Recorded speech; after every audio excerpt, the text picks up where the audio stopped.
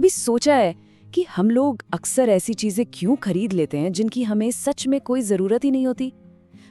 आज हम एक ऐसे ही निबंध को समझने जा रहे हैं जो इसी गहरे सवाल की पड़ताल करता है और आज की जो कंज्यूमर कल्चर है ना, उसकी एक एक परत खोल के रख देता है। देखिए, ये कोई मामूली सवाल नहीं है। ये तो हमारे समाज के काम करने के तरीके के बिल्कुल सेंटर में जाता है और ये निबंध हमें अपने रोजमर्रा के फैसलों और अपनी इच्छाओं पर दोबारा सोचने पर मजबूर कर देता है।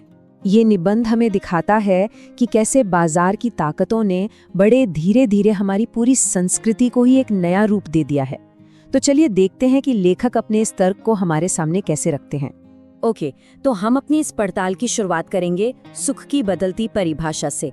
फिर हम विज्ञापनों के जादू को समझेंगे, दिखावे की संस्कृति के क्या नतीजे होते हैं ये देखेंगे, फिर पहचान के संकट की गहराई में उतरेंगे और आखिर में गांधी जी की एक बहुत ही पावरफुल चेतावनी के साथ इसे समाप्त करेंगे। क्या असली खुशी सबसे नए गैजेट या डिजाइनर कपड़ों में मिल सकती है? लेखक का तर्क है कि यही तो वो झूठ है जो हमें बेचा जा रहा है, जिसने खुशी के असली मतलब को ही पूरी तरह बदल दिया है। जरा सोच कर देखिए, एक जमाना था जब खुशी का मतलब होता था मन की शांति या फिर रिश्तों की मजबूती, है ना? लेकिन अब हमें यकीन दिलाया जाता है कि असली खुशी तो एक नई चमचमाती कार खरीदने में है या फिर किसी शानदार जगह छुट्टियां मनाने में।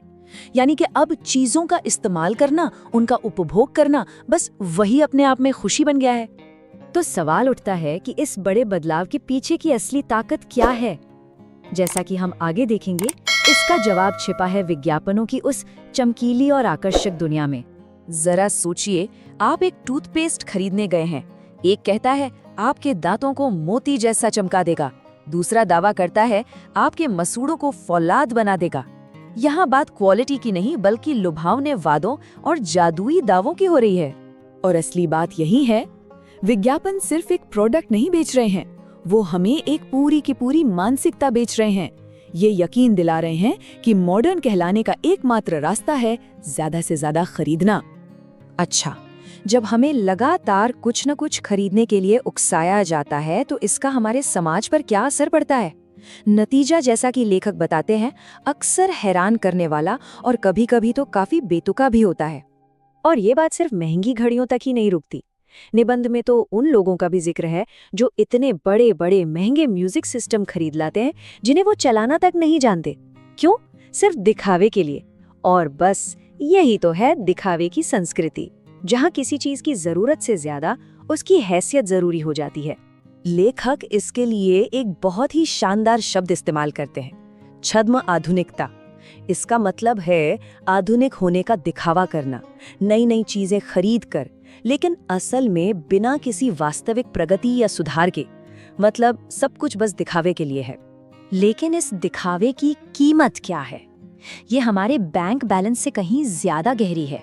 ये हमारी पहचान के बिल्कुल दिल पर चोट करती है।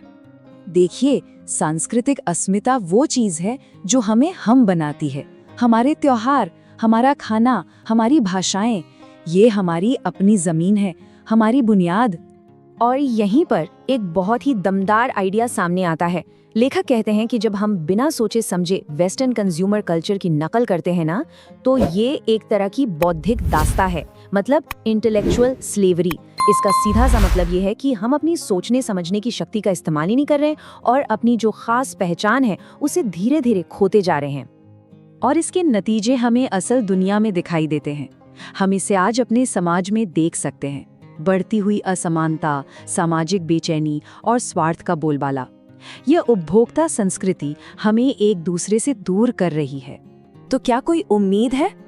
इस निराशाजनक तस्वीर के बीच ये निबंध हमें एक दूसरा रास्ता दिखाता है, जो इतिहास के सबसे महान विचारकों में से एक से प्रेरित है।